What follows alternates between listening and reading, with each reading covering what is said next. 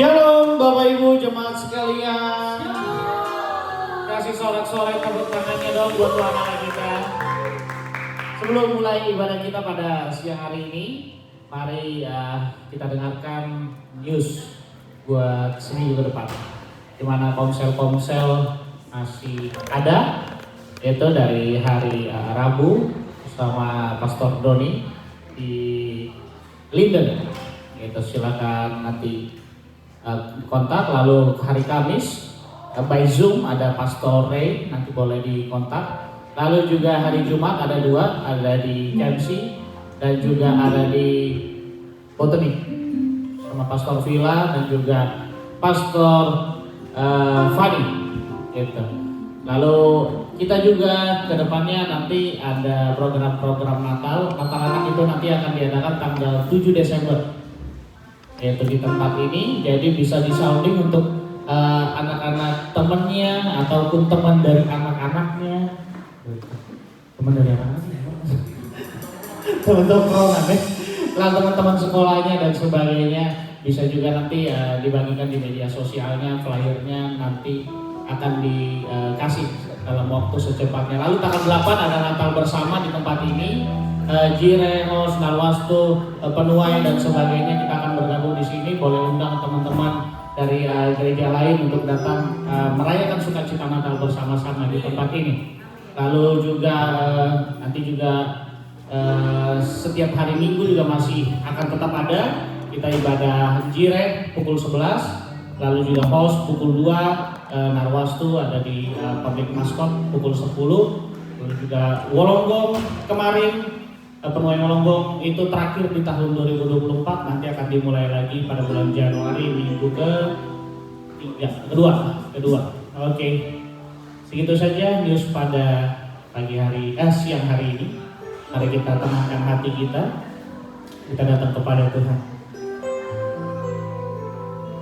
Terima kasih Yesus, terima kasih Roh Kudus. Ini kami semua Bapa datang kepadamu, kehadapanmu ya Bapa, dengan hati penuh kerinduan akan Engkau Bapa selalu. Terima kasih Bapa, terima kasih Roh Kudus.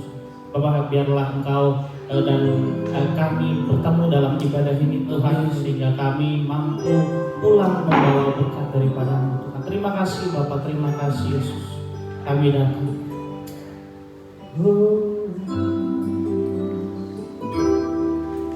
Datang Tuhan dalam hadirat-Mu, berhiaskan kekudusan.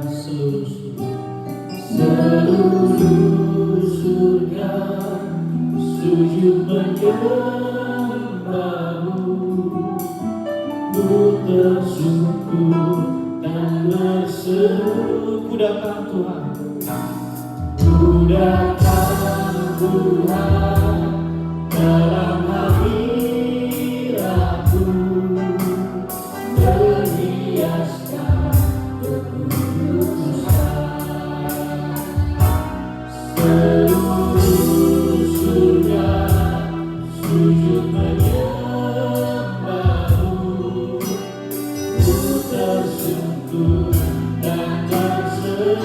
Semua katakan, Kudus, kuduslah, kuduslah Tuhan, Allah semesta alam. Kudus, kudus, kuduslah, kuduslah Tuhan, surga bumi menyembah.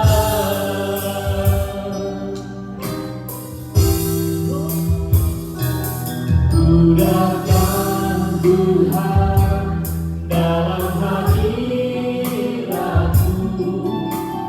berhiaskan kekudusan. Seluruh surga sujud menyembah. Seluruh surga sujud menyembah-Mu, Ku tersungkur dan berseru. Ku datang Tuhan dalam hadirat. Ku datang Tuhan dalam hadirat.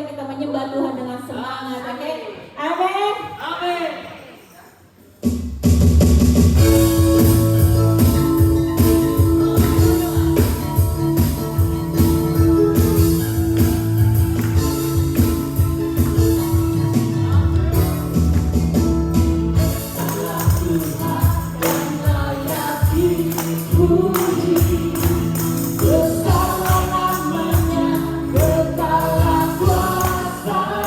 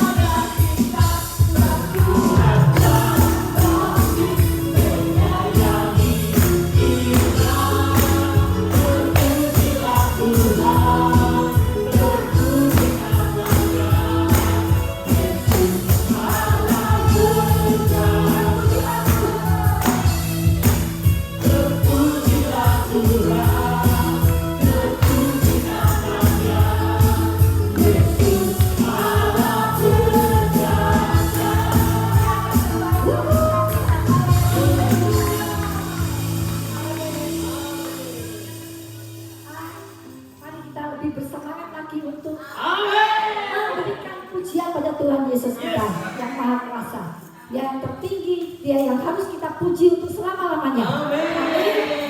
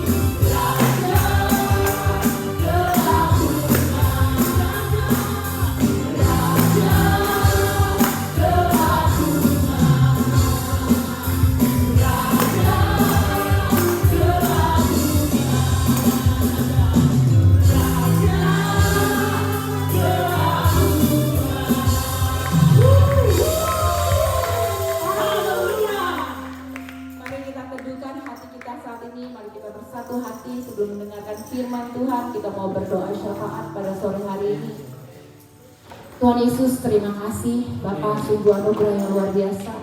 Kau memberikan kami kesempatan untuk datang melayani Kau, bahkan beribadah Tuhan di tempat ini ya Bapa. Kami bawa Tuhan doa syafaat kami ke dalam tangan-Mu. Kami percaya jika kami berkumpul di tempat ini ada kuasa di dalamnya ya Bapa. Terima kasih Tuhan. Kami berdoa ya Bapa, membawa Tuhan setiap tempat ibadah kami, beserta para pengembala yang ada. Bahkan Tuhan, kami juga berdoa untuk pelayan-pelayan yang ada di tempat ini Tuhan. Kami membawa Jire ke dalam tangan-Mu, kami membawa penuai ke dalam tangan-Mu, kami bawa host ke dalam tangan-Mu Tuhan, kami bawa Nawarsu Tuhan, Lepington Tuhan ke dalam tangan-Mu, bahkan Hobart ke dalam tangan-Mu. Ini kami Tuhan, anak-anak-Mu, gereja-gereja-Mu Tuhan. Tuhan, kami mau melakukan apa yang menjadi mau-Mu Tuhan. Kami mau berjalan di dalam ketaatan Tuhan. Kami bersama-sama Tuhan akan melakukan banyak perkara di dalam Engkau Tuhan. Sertai Tuhan setiap pelayan yang ada Tuhan, setiap gembala yang ada, biar kami semua berjalan di dalam visi dan misi-Mu ya Bapa. Biar nyata Engkau di dalam kami, bukan karena kuat dan gagah kami, tapi karena Engkau Tuhan. Berikan kesehatan yang terbaik Tuhan bagi setiap pelayan-pelayan yang Allah Tuhan, dari leader Tuhan sampai yang tidak kelihatan di balik layar Tuhan. Kami berdoa Engkau berikan kesehatan terbaik. Kami tolak setiap segala penyakit apapun yang berbahaya Tuhan, in the name of Jesus ya Bapa. Kami Kami percaya Tuhan, Engkau akan menutup bungkus Tuhan jemaat ini Tuhan, gembala-gembala yang ada, pelayan-pelayan yang ada. Biar kami semua Tuhan, biar dapat melayani Engkau dengan kuat Tuhan. Kami berdoa untuk setiap pergumulan jemaat yang ada, apapun itu bentuknya Tuhan. Mereka Tuhan yang bergumul dengan pekerjaan, finansial ya Bapak, kami berdoa. Bahkan kami berdoa untuk yang bergumul dengan visa Tuhan. Tuhan kami percaya di dalam Engkau selalu ada jalan keluar Bapak. Engkaulah sumber pengharapan kami Tuhan. Engkaulah Tuhan batu karang kami. Tuhan kami gak mau mencari siapapun di luar sana Tuhan. Kami mau hanya mencari Engkau Tuhan sebagai juru di dalam hidup kami Tuhan. Kami percaya Tuhan di dalam Engkau ada kekuatan baru Tuhan. Ada kekuatan yang dapat Tuhan kami membawa kami berjalan setiap harinya Tuhan. Kau berkati Tuhan setiap anak-anak-Mu Tuhan yang merindukan pekerjaan baru Tuhan. Kami berdoa juga finansial Tuhan terjadi Tuhan. Kelepasan Tuhan terjadi sehingga kami Tuhan didapati menjadi pribadi-pribadi yang berhikmat di dalam mengatur keuangan kami dan menjadi berkat ya Bapak. Kami berdoa untuk retreat remaja juga di dalam tangan-Mu kami bawa Tuhan. Retret yang ada, kami juga bawa Natal, gabungan yang ada Tuhan, Natal anak yang ada dalam tangan-Mu Tuhan. Bahkan pertemuan pastoral di awal tahun kami bawa ke dalam tangan-Mu. Biar kami mendapatkan refreshing yang datang daripada-Mu Tuhan. Sesuatu yang baru Tuhan, yang merefresh kami Tuhan, sehingga kami berjalan kuat di dalam Engkau. Tuhan kami berdoa untuk setiap biaya yang diperlukan. Engkau Allah yang mencukupinya in the name of Jesus ya Bapak. Panitia yang ada dengan urapan yang baru Tuhan, kami boleh Tuhan bersama-sama bergandengan tangan mengerjakan apa yang menjadi mau-Mu, apa yang menjadi isi hati-Mu ya Bapak. Terima kasih Tuhan, biar ada revival terjadi di antara kami melalui event-event yang ada Tuhan. Banyak jiwa-jiwa dimenangkan bagi kemuliaan nama-Mu Tuhan. Dan jiwa-jiwa dilepaskan dari keterikatan ya Bapak. Terima kasih Tuhan, kami berdoa dan bersyukur, terpujilah nama-Mu Tuhan Yesus. Haleluya. Terima kasih Tuhan Yesus. Terus menyembah Allah yang luar biasa. Oh, kami sembah Kau, kami sembah Kau. Terima kasih, Kaulah kekuatan, Engkaulah kekuatan,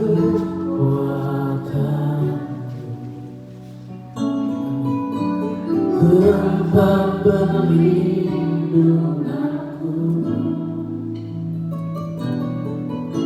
saat badai menerpa. Yesus, aku tak akan goyah, aku tak akan goyah, sebab Kau sertaku. Katakan sejauh langit, sejauh langit dari bumi, begitu besarnya kasih-Mu, penuhi hati kami yang rindu.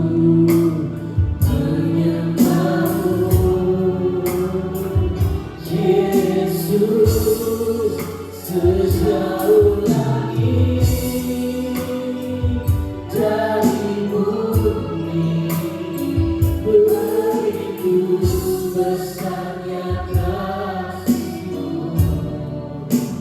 Kaulah Tuhan, kekuatanku, sukacitaku. Mari kita masuk lebih dalam lagi. Saya undang kita semua bangkit berdiri. Kita angkat pujian.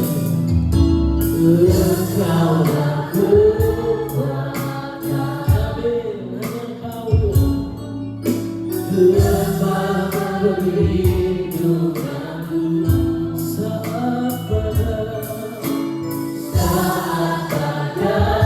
menerpa. Kami tidak akan pernah goyah, aku tak akan goyah, aku tak akan goyah.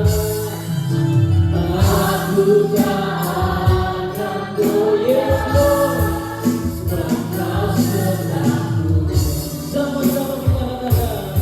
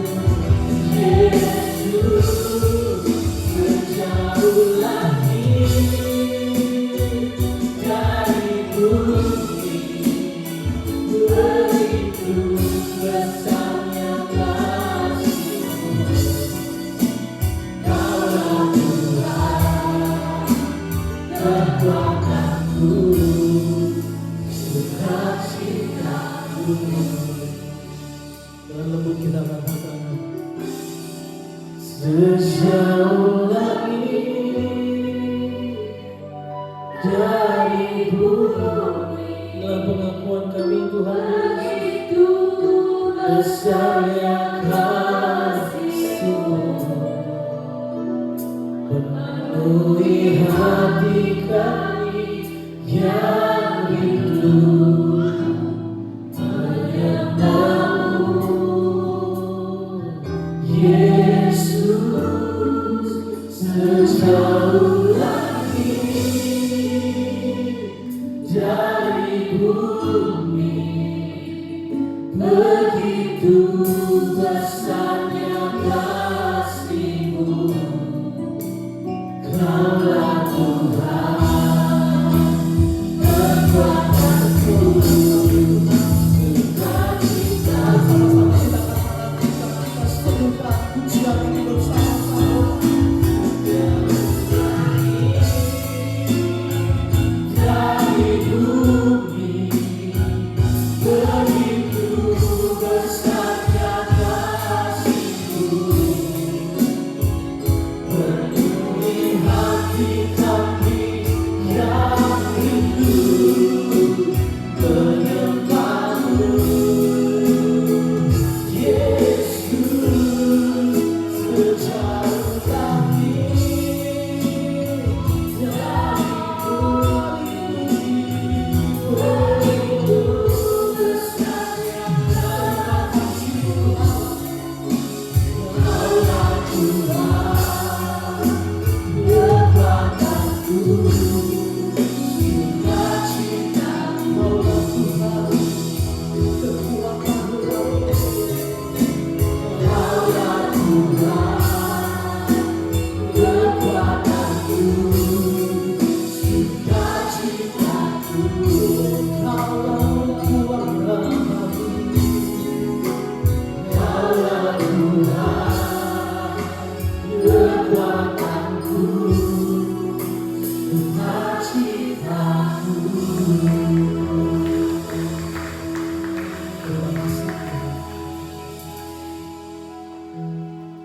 Sungguh Tuhan, bahwa kekuatan hanya kami dapat di dalam Tuhan.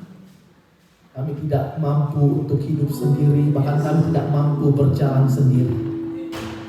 Pada sore hari ini Tuhan, kami menyatakan bahwa kami butuh Tuhan dalam hidup kami. Terima kasih Tuhan buat kesempatan sore hari ini kami boleh berkumpul bersama-sama, memuji Tuhan, menyembah Tuhan, dan biarlah semuanya menyenangkan hati Tuhan. Dan kami siapkan hati kami Bapa untuk mendengarkan akan kebenaran firman-Mu. Berkati setiap kami dan berkati hamba-Mu yang akan menyampaikan firman-Mu. Terima kasih Tuhan, di dalam nama Yesus kami berdoa dan bersyukur. Haleluya. Amin. Puji nama Tuhan. Silakan duduk Bapak Ibu yang dikasihi Tuhan. Pertama-tama terima kasih buat kesempatan yang diberikan kepada saya untuk sharing ataupun membawakan firman Tuhan pada sore hari ini. Mari kita buka Alkitab kita dalam Efesus pasal yang kedua ayatnya yang ke-10. Ya. Efesus pasal yang kedua ayatnya yang ke-10.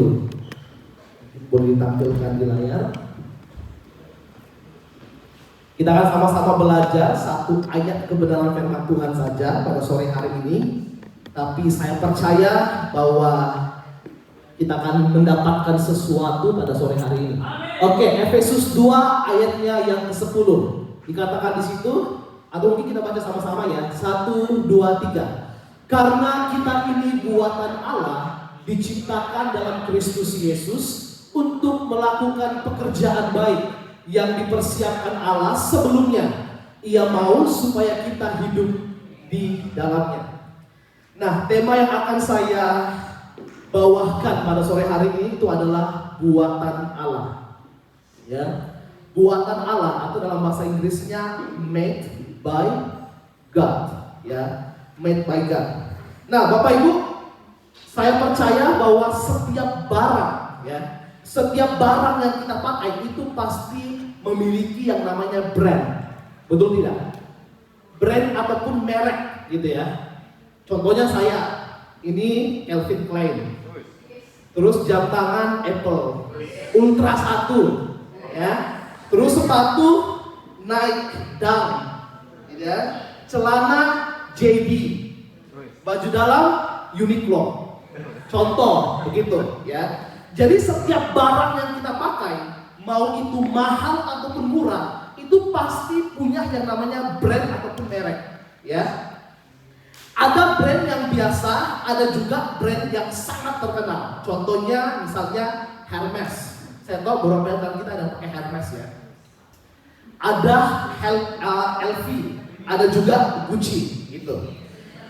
Nah, dan biasanya dari brand ya, kadang kita tuh bisa mengukur gitu ya tingkat ekonomi seseorang. Nggak mungkin orang miskin itu pakai barang yang mahal tuh nggak mungkin. Betul tidak? Tapi anehnya di Australia mau miskin, kaya dan sangat kaya, semua brand yang dipakai itu boleh sama, betul tidak?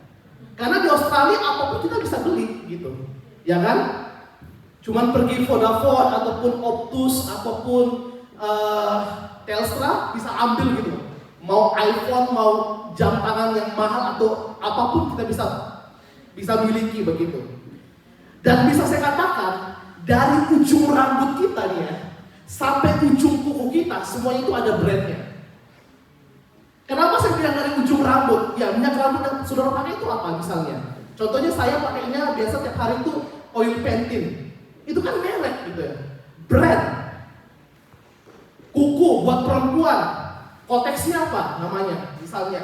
Itu kan juga brand ya. Jadi dari ujung rambut sampai ujung kaki itu semuanya berkaitan dengan yang namanya brand.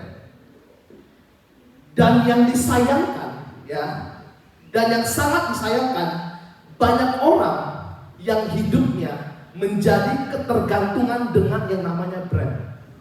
Ada orang-orang tertentu tuh yang nggak pede gitu ya, kalau nggak pakai barang yang bermerek. Banyak gitu. Tiap kali gajian udah pasang whitelist gitu ya, udah taruh di keranjang. Oh nanti kalau gajian saya mau beli yang ini, misalnya Gucci, LV atau lain sebagainya. Dan banyak orang yang nggak pede gitu kalau nggak pakai barang-barang bermerek. Ya banyak sekali. Dan semoga bukan bapak ibu ya salah satunya ya. Waduh, jangan sebut merek dong. Kemarin saya ditegur sama istri, tolong kalau kompa jangan sebut merek, katanya gitu. Ya, tidak pede kalau tidak pakai barang bermerek. Kalau pakai sepatu murah yang dari Kemat gitu, kayaknya kakinya gatel gitu. Pakai baju kos yang dari Kemat kayaknya risih deh, kayaknya itchy gitu ya. Gitu. Harus barang yang bermerek, padahal sama ya. Nah bahkan tanpa disadari sebagian orang itu nilai dirinya tergantung dari brand ataupun merek yang digunakan. Dia merasa hebat ketika pakai barang yang brand, pakai barang yang bernilai. Merasa kayak nilai diri itu tinggi dari atas semua orang kalau pakai barang yang bernilai. Bahkan kalau hujan ya, kalau ibu-ibu bawa tes gitu ya, tes kayak Hermes atau apapun, kalau hujan dia rela kehujanan daripada tasnya kehujanan gitu, dibungkus gitu dari gitu. Ya, oke, sore hari ini kita mau belajar satu kata ini aja, buatan Allah ataupun made by God. Ada 3 poin yang ingin saya sampaikan pada sore hari ini. Nah, kalau kita lihat ya di dalam Efesus pasal 2 ayatnya ke-10 ini, jadi latar belakang dari kitab Efesus ini di dalam jemaat Efesus itu ada orang-orang tertentu tuh yang meragukan akan keselamatannya. Ada orang-orang yang mulai jauh daripada Tuhan. Ada orang-orang yang mulai meninggalkan iman mereka. Makanya Paulus menulis surat ini untuk menguatkan iman mereka. Ya, bahkan kalau kita lihat ya di ayat yang sebelumnya ya, di situ sempat dibahas tentang bahwa keselamatan itu bukan karena kerja keras kita, bukan karena kebaikan kita, tapi itu semua karena anugerah Tuhan. Itu semua karena pemberian Tuhan semata-mata. Ya, kalaupun kita berbuat baik, itu bukan untuk diselamatkan, setuju ya? Tapi kita berbuat baik karena kita sudah diselamatkan. Amin.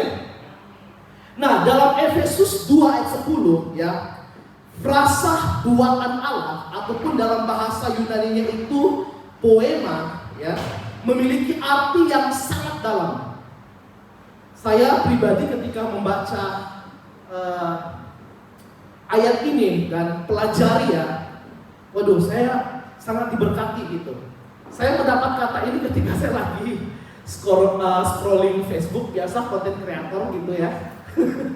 Tiba-tiba muncul ayat ini, ada yang share ayat ini, terus saya tersentak dengan kata buatan Allah ini ya. Nah, dalam bahasa Yunani itu poema memiliki arti yang sangat dalam. Jadi kata ini tuh berasal dari kata poeo yang berarti membuat ataupun menciptakan. Kata poema ini hanya muncul 2 kali di dalam Perjanjian Baru. Yang pertama itu muncul di dalam Roma pasal yang pertama ayatnya yang ke-20 dan di Efesus ini di pasal 2 ayatnya yang ke-10. Nah, kalau kita lihat dalam konteks Efesus, kata ini itu dipakai untuk menggambarkan bahwa orang percaya itu adalah hasil karya, ya. Bahwa orang percaya itu adalah hasil karya khusus Allah. Semacam sebuah mahakarya, ya. Semacam sebuah mahakarya ataupun karya seni yang diciptakan oleh Allah sendiri. Memang betul bahwa manusia pertama yang langsung diciptakan oleh Allah itu adalah Adam dan Hawa. Tapi ingat, kejatuhan Adam dan Hawa itu menghilangkan sebagian identitas kita sebagai orang-orang yang diciptakan Allah. Makanya ketika Tuhan datang yang kedua, ketika Tuhan datang ke dunia, kita itu dikatakan diciptakan kembali, ya, diciptakan kembali. Dan kalau kita lihat dalam 2 Korintus dikatakan kita adalah ciptaan yang baru, gitu, ya, ciptaan yang baru. Nah, ada 3 poin yang ingin saya bagikan. Yang pertama, kata buatan Allah ini itu memiliki unsur yang namanya kepemilikan. Itu yang pertama, ya. Memiliki unsur yang namanya kepemilikan. Setiap brand itu ada simbol kepemilikannya. Betul ya? Ada simbol kepemilikannya. Contoh, kalau Hermes simbolnya apa? H. Kalau Louis Vuitton apa? LV. Kalau Gucci GG, ya. Nah, setiap brand itu pasti ada simbol kepemilikannya, gitu ya. Nah, bagi orang percaya, ya, kita yang sudah diciptakan menjadi ciptaan yang baru, simbol kepemilikan kita itu adalah Kristus. Amin. Jadi setiap kita ini memiliki simbol kepemilikan yang namanya Kristus. Kenapa Kristus adalah simbol kepemilikan orang percaya? Karena Allah bukan hanya menciptakan manusia pada awalnya, tetapi juga menciptakan kembali orang-orang percaya kepadanya, mengubah mereka menjadi sesuatu yang baru dan berharga. Itu yang saya katakan tadi di dalam 2 Korintus pasal yang ke-5 ayatnya yang ke-17, yaitu ciptaan baru. Nah, coba kita kembali ke dalam ayat ini secara khusus, ya. Nah, banyak teolog itu yang mengatakan bahwa LAI itu kurang memberikan penekanan yang jelas pada terjemahan kata buatan Allah ini. Nah, apakah buatan Allah yang dimaksudkan di sini adalah buatan milik Allah atau buatan oleh Allah? Ini 2 kata yang berbeda, ya. Buatan milik Allah atau buatan oleh Allah. Saya jelaskan satu persatu. Kalau dikatakan buatan milik Allah, artinya Allah menciptakan sesuatu yang memang menjadi miliknya sendiri. Tidak bisa menjadi milik yang lain, cuma Tuhan yang memilikinya. Tapi kalau dikatakan buatan oleh Allah, ya, Allah cuma menciptakan, tetapi siapapun bisa memilikinya, gitu. Sehingga kalau kita lihat ya dalam versi bahasa Inggrisnya, di situ bagus ya, dia itu kayak lebih memberikan penekanan gitu pada makna yang pertama, yaitu buatan milik Allah atau karya miliknya, His workmanship, betul ya? His workmanship. Nah, dalam hal ini Paulus itu kayak gimana ya? Benar-benar mau memberikan penekanan gitu pada aspek kepemilikan ini. Bahwa orang percaya itu hanya dimiliki oleh Allah. Ya. Bahwa orang percaya itu hanya dimiliki oleh Allah. Tapi saya mau katakan pada sore hari ini bahwa kepemilikan ini itu bisa saja hilang. Itu sama gini, keselamatan itu bisa hilang. Sama dengan kepemilikan ini. Kepemilikan itu bisa hilang. Kenapa saya katakan bisa hilang? Karena kepemilikan itu bisa benar-benar dimiliki oleh Allah, bisa dimiliki oleh dunia, ataupun bisa juga dimiliki oleh diri kita sendiri. Ketika kita tidak hidup berjalan dengan apa maunya Tuhan, ya Tuhan gak bisa memiliki kita gitu. Betul tidak? Kita memiliki diri kita sendiri. Ataupun ketika kita hidup bagi dunia ini, ya kita gak bisa dikatakan milik Tuhan, kita milik dunia ini. Makanya saya katakan bahwa kepemilikan itu bisa hilang. Gitu. Nah, kepemilikan yang sesungguhnya itu ya baru akan dinyatakan ketika Tuhan Yesus datang yang kedua kalinya. Ketika dia katakan kepada Bapak, Ibu dan saya, "Syabas anakku, engkau telah menyelesaikan pertandingan iman dengan baik." Amin. Ya. Jadi bisa dikatakan kepemilikan Allah itu saat itu masih sama-sama. Kita masih berjuang untuk mempertahankan kepemilikan itu. Dan baru akan disahkan, oke, dan you are mine. Kamu milikku. Itu ketika Tuhan datang yang kedua kali. Ketika kita dibangkitkan bersama dengan orang-orang kudus Tuhan. Nah, di situ baru kepemilikan itu baru dinyatakan bahwa benar selama ini kamu itu milik Tuhan. Gitu. Ya, itu yang pertama tentang kepemilikan. Nah, poin yang kedua, ya, ketika kita sebut kata buatan Allah, di dalamnya itu ada unsur yang namanya kualitas. Quality, ya, kualitas. Quality beda ya, kualitas. Ya, intinya kualitas. Nah, sama lagi ya dengan brand ya. Setiap brand itu pasti memiliki kualitas yang berbeda-beda. Kalau kualitas Apple ya masih banyak perdebatannya. Ada yang pro dengan Android, ada yang pro dengan iOS, misalnya begitu. Ada yang suka Hermes, ada yang suka Gucci. Karena itu kembali kepada pribadi masing-masing. Dan kualitas barang tiruan itu belum tentu sebaik kualitas barang yang asli. Setuju? Kalau kita ke Indonesia, ada tempat-tempat tertentu. Tahu nggak kalau di Jakarta Taman Puring? Tahu ya? Ini marketnya anak-anak seminari. Kalau mau cari sepatu pantofel buat kuliah tuh situ paling murah. Dan ya bisa dikatakan kualitasnya bagus, tapi di situ tuh barang KW semua. Intinya barang tiruan semuanya, ya. Nah, saya katakan lagi, kualitas barang tiruan itu belum tentu sebaik kualitas barang yang asli. Dan biasanya semakin mahal suatu brand, biasanya akan semakin bagus kualitas yang dimiliki. Nah, sekarang kalau kita bawa ke dalam kehidupan orang percaya, kualitas apa yang seharusnya kita miliki dalam hidup kita sebagai orang-orang yang ditebus, sebagai orang-orang yang percaya kepada Tuhan? Dan jawabannya, kualitas orang percaya itu adalah Kristus dan kebenaran firman Tuhan. Ingat, saya katakan tadi di awal bahwa kita sudah diciptakan kembali di dalam Kristus Yesus, yaitu melalui penebusannya di atas kayu salib. Semua kita, ya, semua kita diciptakan kembali. Nah, kenapa saya katakan bahwa Kristus dan kebenaran firman Tuhan itu adalah harusnya menjadi kualitas hidup kita? Alasan sederhananya karena kita diciptakan di dalam Kristus Yesus. Tuhan Yesus itu sudah menunjukkan kualitas hidup sebagai orang percaya itu seperti apa. Dia sudah memberikan teladan hidup yang nyata, yang bisa kita lihat, ya kita nggak bisa lihat secara langsung karena ya kita nggak hidup pada zaman dulu begitu.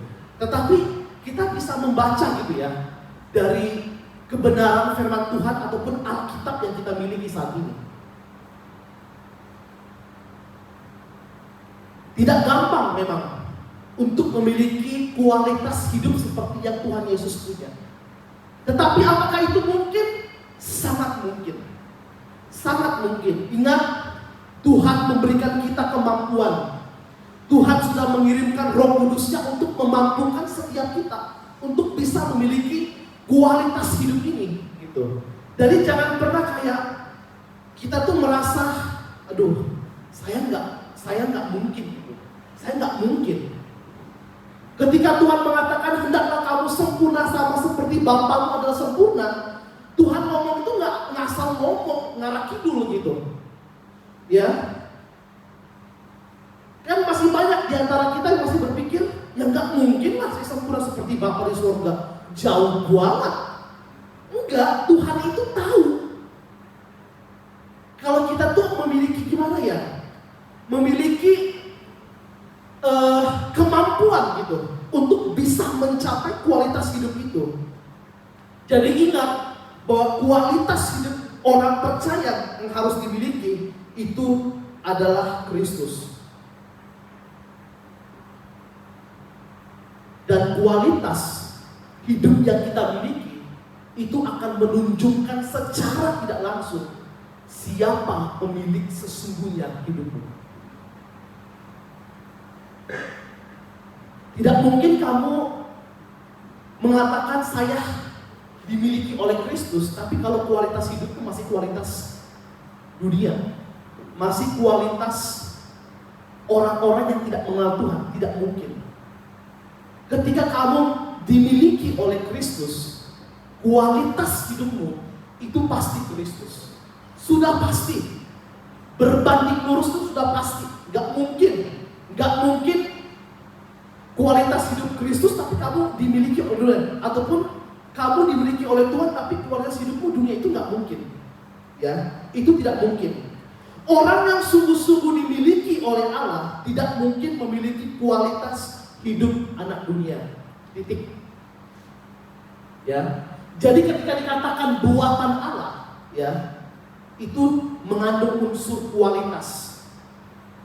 Bagi orang-orang percaya, bagi kita semua. Dan saya hampir lupa ya. Ketika Tuhan menciptakan kita kembali ya, Tuhan itu tidak menciptakan produk secara massal. Ketika Tuhan menciptakan kita kembali, setiap orang itu berbeda-beda.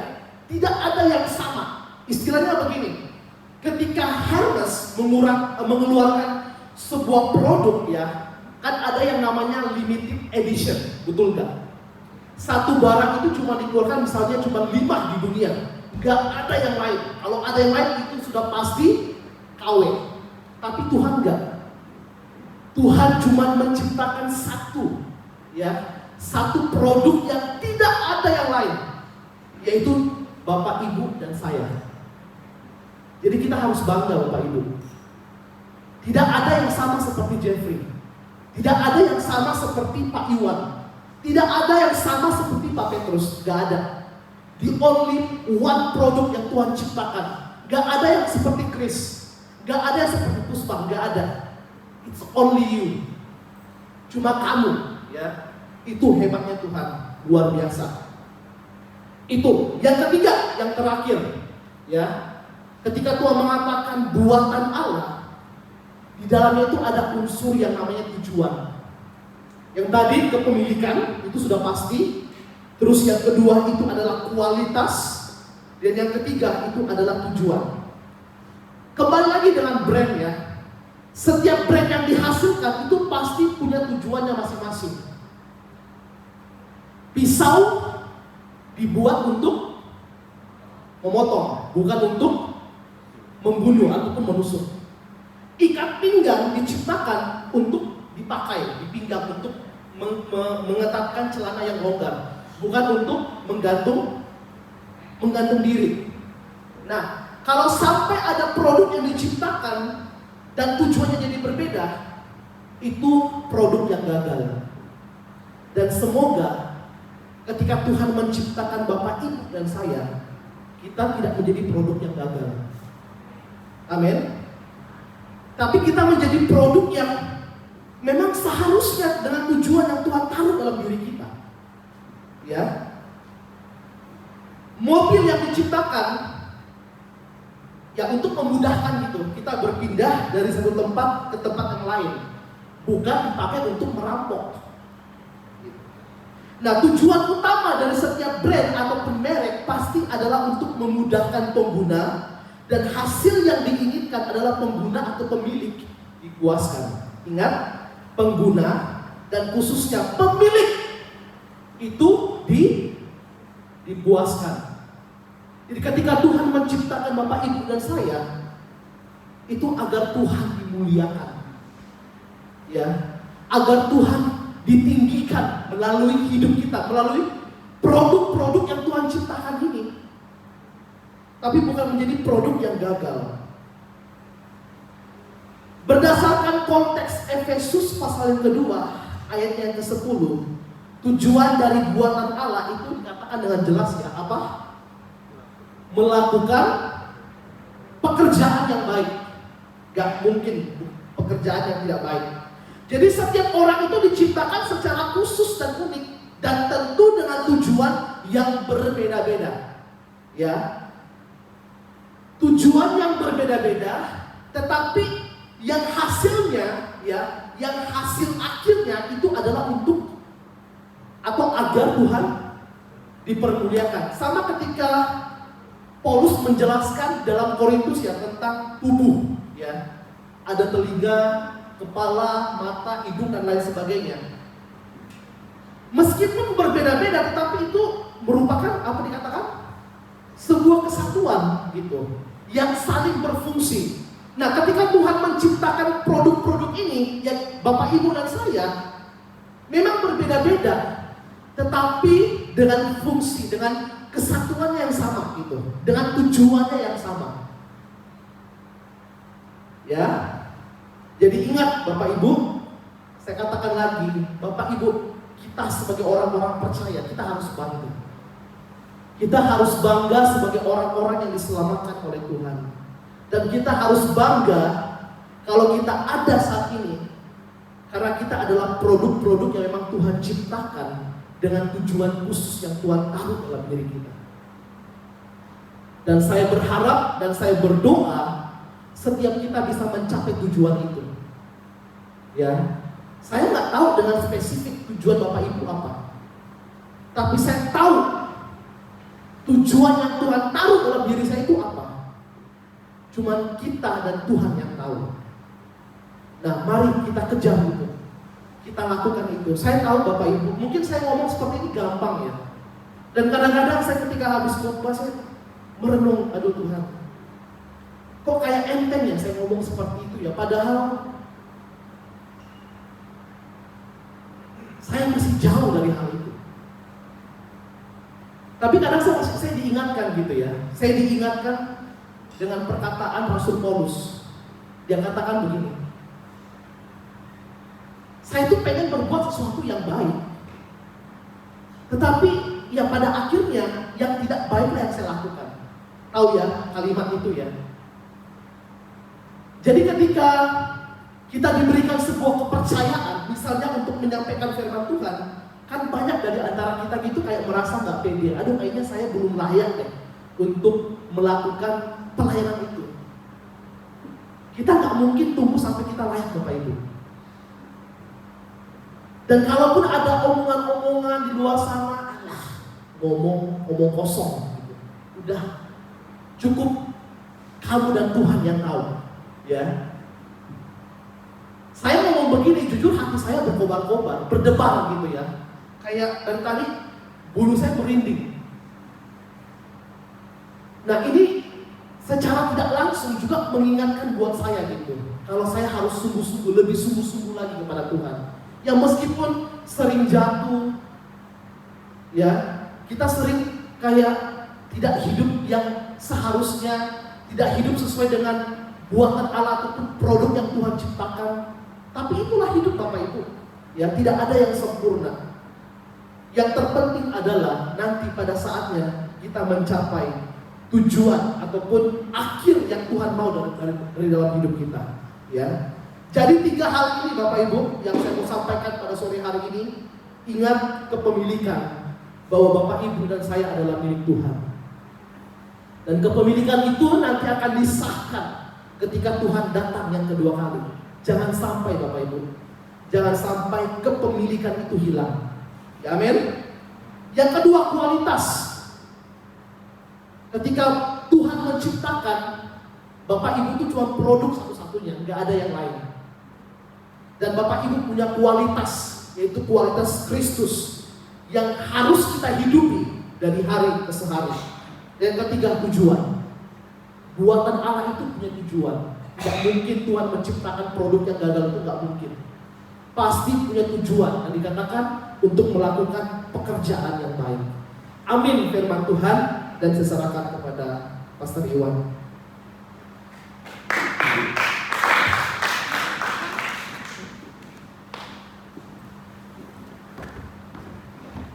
Teman-teman pemain musik boleh bantu saya maju ke depan. Weh, cepet nih. Langsung pemain musik. Saudara, seringkali kita itu karena kita nggak ngerti value hidup kita, jadi akhirnya malah kita menganggap bahwa diri kita nggak berguna, diri kita nggak begitu baik, diciptakan Tuhan kok kayaknya kayak begini. Tapi sebenarnya ya benar, kita ini milik Tuhan. Kita punya job list, job desk to do. Kalau kita melakukan pekerjaan yang tidak baik berarti nggak cocok kalau kata Bapak ya, benar ya? Karena kita ini diciptakan oleh Tuhan untuk melakukan pekerjaan baik yang sudah dipersiapkan Tuhan sebelumnya, dan Dia mau supaya kita hidup di dalamnya. Sometimes kadang-kadang kita punya cita-cita sendiri, dan cita-cita itu sangat mungkin berbeda dengan apa yang Tuhan impi-impikan ketika menciptakan kita. Betul ya? Dan itulah harusnya kita mengubah cita-cita kita.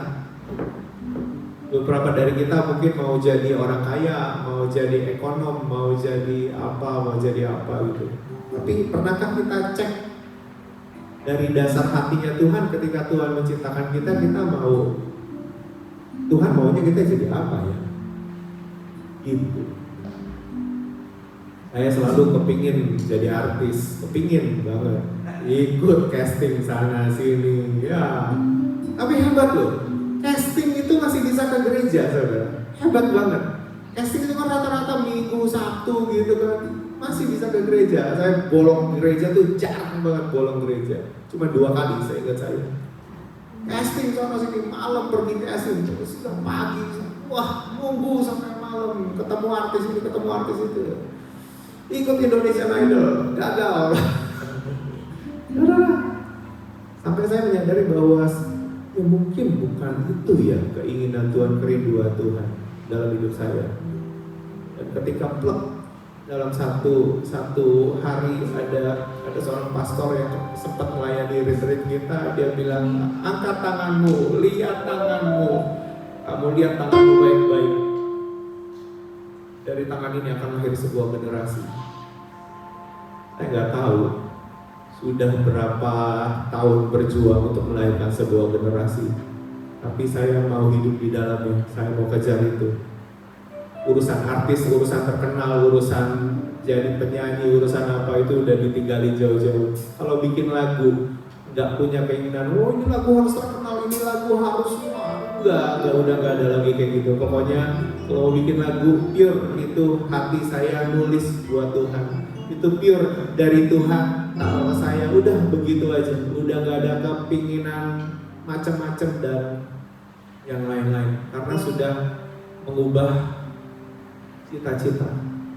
Dan seringkali kita juga salah tempat kan. Lah, barang kualitas bagus dijual di tempat KW, kan salah tempat berarti. Bukankah kita seringkali begitu ya? hidup yang sudah didesain Tuhan sebagai mahakarya yang sempurna, kita buat main-main, kita main di tempat yang tidak seharusnya kita main di situ. Kalau saudara lihat di City, saudara, satu kaca gede full, isinya cuma satu tas, itu tuh tas itu berani itu sendirian di situ, dilewatin beribu-ribu orang, satu tas tok kecil di situ. Nah itu quality. Kalau kita maunya rame-rame, rame banget gitu kan, rame baru berani, sendiri nggak ada harganya. Nah itu dia tuh, salah tempat. Kita itu masterpiece-nya Tuhan. Jadi saudara, ayo temukan cita-citamu, temukan cita-citamu, cita-cita yang sebenarnya Tuhan taruh dalam hidupmu, sehingga gak ada orang yang bisa merendahkan kamu karena kau tahu quality hidupmu. Amin saudara. Jadi sama-sama kita bangkit berdiri. Jadi kalau menurut saya, setiap orang itu sebenarnya harus melayani Tuhan dengan cita-cita yang Tuhan taruh. Nah, miniaturnya adalah melayani di gereja. Karena ketika saudara ingin melayani Tuhan, mulai dari gereja, nanti akhirnya ke tempat kerja saudara, ke rumah tangga saudara, itu akan jadi satu hal yang baik banget. Makanya kita latih orang-orang di sini untuk melayani Tuhan, kita latih orang-orang untuk mencari jati dirinya di dalam Tuhan, sehingga kita nggak salah tempat. Ya, sejauh langit dari bumi, begitu besarnya kasih-Mu, penuhi hati kami yang rindu menyembah-Mu, Yesus. Sejauh langit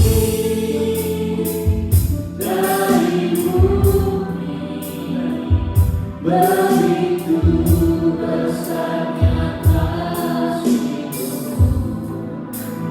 Kaulah Tuhan, kekuatanku, sukacitaku.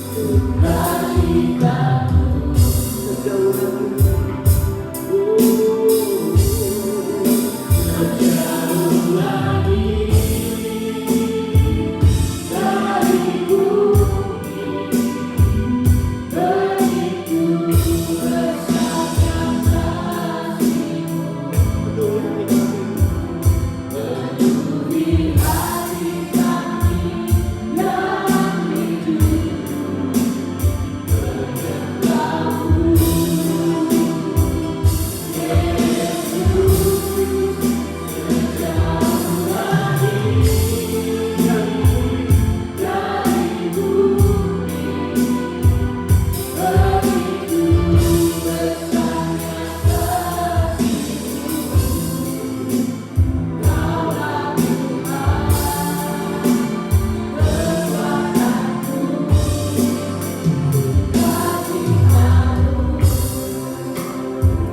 Saudara, luangkan waktu sebentar kalau kita mau adakan retreat youth, saudara. Tolong bantu doa ya saudara. Ini bukan cuma ngajak 9 orang datang untuk sebuah acara mumpung mereka liburan. Enggak, no. Ini bukan untuk itu saudara. Kita mau gelontorkan uang yang cukup banyak sebenarnya untuk youth ini. Kalau saudara tahu yang namanya Timotius itu nggak pernah rusak. Dari masa mudanya dia nggak pernah rusak. Dia punya nenek yang mengasihi Tuhan, dia punya mami yang mengasihi Tuhan. Timotius ini dididik benar-benar dan tidak punya masa rusak, saudara. Yang namanya Daniel, Sadrak, Mesak, Abednego tidak punya masa rusak, saudara. Dari kecil mereka sudah dididik mengenal Tuhan, sehingga waktu pas masih muda pun mereka bisa milih yang mana yang baik, yang mana yang tidak baik. Saya kepingin anak-anak ini ya melayani Tuhan di sini nih, mereka punya masa yang tidak punya masa rusaknya, saudara. Saya punya masa rusak 2,5 tahun kira-kira. Saudara punya masa rusak berapa tahun? Satu survei mengatakan bahwa kalau anak-anak ini mau dididik dengan benar, masa terbaik adalah umur 10 sampai umur 18. Kalau kita bisa menaruh sesuatu yang baik dalam hidup mereka, itu akan baik banget untuk sebuah generasi. Saudara, kalau mau saya ditegur juga, kalau mau bikin gereja, saudara, pastikan dulu ada generasi selanjutnya yang melanjutkan untuk pakai gedung gereja itu dengan baik. Benar gak? Kita capek-capek bikin gedung gereja, kalau generasi selanjutnya cuma nanti akhirnya ribut gara-gara gedung gereja itu, atau akhirnya gedung gereja itu dijual ke tempat yang lain, ngapain juga kita capek-capek bikin gedung gereja? Benar gak? Sama dong, kita kumpulin duit banyak-banyak sebagai orang tua. Kalau nanti generasi selanjutnya buang semua uang yang kita kerjakan, buat apa? Make sense gak, saudara? Kita mau pakai apa yang kita punya untuk make sure generasi ini jangan sampai rusak ya. Jangan sampai rusak ya. Kita mau tuntun generasi demi generasi ini supaya anak-anak ini bertumbuh jadi anak-anak yang kenal Tuhan. Gak pakai rusak, gak pakai judi dulu. Mereka gak tertarik sama hal-hal yang duniawi, meskipun teman-teman mereka mengenalkan mereka akan hal-hal yang duniawi. Mereka bisa milih, mereka bisa stand firm. Kenapa? Karena mereka dengar khotbah yang hari ini tuh ada kualitas. Aku diciptakan gak untuk itu kok. Aku diciptakan untuk gak untuk di situ kok. Aku diciptakan untuk melayani Tuhan kok. Nah, kalau kita bisa tanamkan ini, saudara, harusnya kita punya generasi yang mengasihi Tuhan. Kalau saya lihat teman saya lagi, untuk itulah kamu hidup, membangkitkan satu generasi. Saya cuma punya beberapa orang di saat ini, tapi gak apa-apa. Mulai dari beberapa orang ini,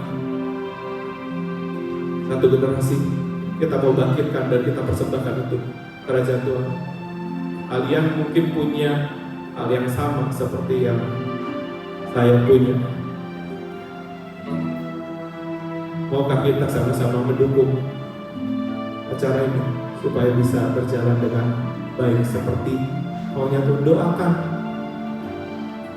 session per session supaya anak dijamah Tuhan.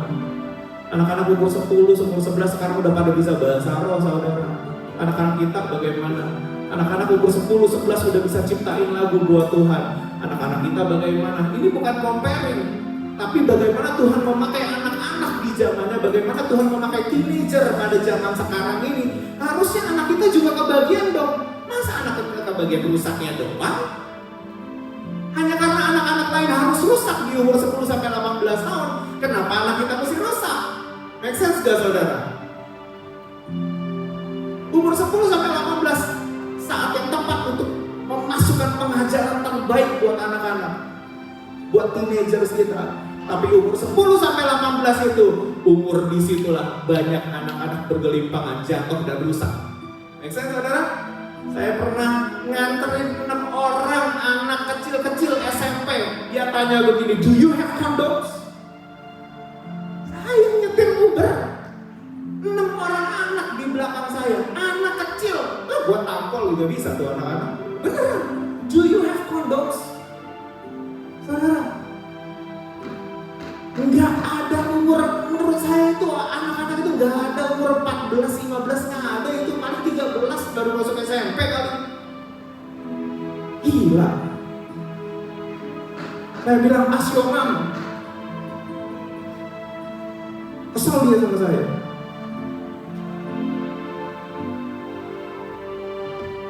Well, anak-anak bisa rusak, tapi kalau kita jagain anak-anak ini, kita jagain supaya anak-anak ini bisa jadi terang dan garam bagi anak-anak seusianya dan seumurannya. Amin, saudara. Berdoa ya? Boleh? Pakai waktu ini buat berdoa. Bapak di surga mengucap syukur Tuhan buat hari ini Tuhan. Tuhan, kami mau bawa Tuhan retreat teenager Tuhan, retreat youth Tuhan yang nanti bulan Januari Tuhan. Tuhan, kami berdoa Tuhan, minta kekuatan yang daripadamu Tuhan, minta kecukupan finansial yang datang daripadamu Tuhan. Tuhan, kami berdoa Tuhan, minta materi yang datang daripadamu Tuhan Yesus, supaya generasi ini boleh kenal Kau lebih dan lebih lagi Tuhan. Ada encounter dengan Tuhan selama 3 hari mereka boleh dijamah Tuhan, mereka boleh dilawat Tuhan, mereka boleh mengenal jati diri mereka boleh kenal siapa Tuhan, mereka boleh bangkit menjadi orang-orang yang cinta Tuhan, berpengetahuan, berpendidikan yang baik, ngerti akan kitab suci, ngerti akan banyak hal tentang kerajaan surga Tuhan. Kami berdoa Tuhan, biar mereka boleh menjadi orang-orang yang bangkit Tuhan Yesus, dan tidak tergerus dengan kerusakan generasi yang ada. Tuhan, kami berdoa Tuhan Yesus, biar mereka boleh jaga kekudusan Tuhan Yesus sampai nanti mereka menikah nanti Tuhan. Mereka boleh cinta Tuhan, gak menjauhkan diri dari ibadah, gak menjauhkan diri dari pelayanan, gak menjauhkan diri dari baca Alkitab, senang sama yang namanya khotbah, senang sama yang namanya bermelayani Tuhan, senang yang namanya rindu untuk melayani Tuhan, cari akan marifat, cari rema Tuhan, menyelidiki firman Tuhan. Tuhan, kami berdoa Tuhan Yesus, biar anak-anak ini bertumbuh jadi anak-anak yang takut akan Tuhan, anak yang mengasihi Tuhan, anak yang cinta Tuhan, mati-matian mau melakukan hal yang terbaik, melakukan setiap kehendak-Mu Tuhan Yesus. Enggak jadi anak yang gampang mundur, gak gampang menyerah, tapi anak yang rela pikul salibnya Tuhan Yesus sampai Maranatha Tuhan Yesus datang yang kedua kalinya. Tuhan, sementara itu Tuhan, ajar kami Tuhan jadi orang tua, jadi kakak-kakak rohani, jadi guru-guru rohani bagi mereka Tuhan Yesus, menjadi teladan bagi mereka Tuhan, supaya jejak yang harus mereka lalui Tuhan, mereka boleh lihat Tuhan pada kakak-kakaknya ini Tuhan, pada leader-leadersnya ini Tuhan, pada orang tuanya Tuhan, sehingga mereka menjadi lebih mudah Tuhan. Terima kasih Tuhan, kami berdoa, kami mengucap syukur Tuhan, di dalam nama Tuhan Yesus Kristus. Kami mau Tuhan investasikan Tuhan di dalam hidup anak-anak ini, supaya anak-anak ini boleh bertumbuh jadi anak yang mengasihi dan cinta Kau. Terpuji nama-Mu Tuhan, di dalam nama Tuhan Yesus Kristus kami berdoa dan mengucap syukur. Haleluya, amin, amin, amin. Oke, sebelum kita memberikan persembahan buat rumah Tuhan, saya mengingatkan untuk retret remaja yang akan diadakan 8, 9, 10, dan 11, nanti acaranya akan di-reset ulang. Saya ingin mengingatkan bahwa pembayaran ditunggu sampai 8 Desember of 2024 kepada saudari Fani. Biayanya adalah $120 per anak atau $200 untuk 2 anak. Dan kemudian setiap minggunya kami mengadakan fundraisingnya buat apa gitu ya kan, tuh anak-anak tuh bayar gitu, fundraising untuk menutupi biaya makan dan biaya yang lain yang timbul karena adanya retreat. Dan kita akan doakan untuk semua pembicara yang akan diundang, dan your support itu penting banget buat next generation. Mungkin gak bisa datang, gak apa-apa, doakan terus, dan jangan lupa belanja setiap minggunya ya. Itu aja pesan sponsornya. Mari kita sama-sama memberikan yang terbaik buat rumah Tuhan. Kita berdoa bersama-sama. Tuhan Yesus, terima kasih untuk setiap berkat Tuhan yang kami rasakan week by week, itu day by day Lord. Kami ingin membawa Tuhan offering kami Tuhan untuk rumah Tuhan di tempat ini, biar ada persediaan ya Bapa. Dan kami berdoa ya Bapa, biar apa setiap yang diberikan oleh anak-anak Tuhan menjadi berkat Tuhan. Berkati juga yang mengelola Tuhan, wisdom-Mu Tuhan boleh ada dalam hidup mereka. Terima kasih Yesus, berkati setiap keuangan pekerjaan kami Tuhan. Hari demi hari kami percaya Kau sungguh baik, dan kami tak akan pernah kekurangan apapun, karena Engkau Bapa yang luar biasa merawat dan menyediakan segala sesuatu yang kami butuhkan. Terima kasih Bapa, kami mau memberi dengan sukacita dan ucapan syukur. Di dalam nama Yesus kami berdoa. Haleluya, amin. Silakan beri saudara. Yesus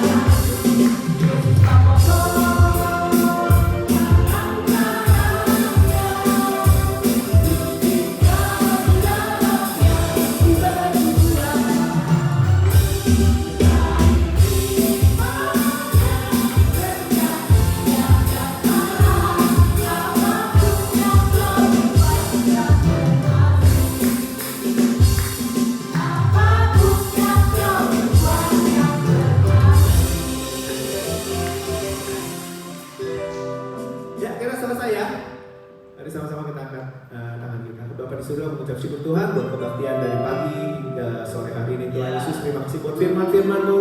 Terima kasih Tuhan buat kami kalau kami boleh bersekutu bersama saudara-saudara seiman Tuhan Yesus. Terima kasih Tuhan. Mari kita angkat tangan kita. Bapa di surga, terima kasih Tuhan Yesus buat semua orang-orang yang mengasihi kami. Terima kasih Tuhan buat Tuhan yang mengasihi kami. Kalau kami boleh berteguh, berkomuniti bersama-sama Tuhan, Kau sungguh baik buat kehidupan kami. Jemaat yang dikasih Tuhan, pulanglah dengan membawa berkat daripada Allah Bapa, cinta kasih daripada Tuhan Yesus Kristus. Persekutuan ini bersama dengan Roh Kudus boleh menyertai kehidupan kita semua sampai Maranatha. Tuhan Yesus datang kedua kalinya untuk menjemput kita semua dan kita boleh didapati sebagai hamba yang setia dan berkenan. Di dalam nama Yesus. Kita semua boleh sama-sama katakan amin. Tuhan Yesus memberkati. God bless. Jangan lupa ada latihan Natal.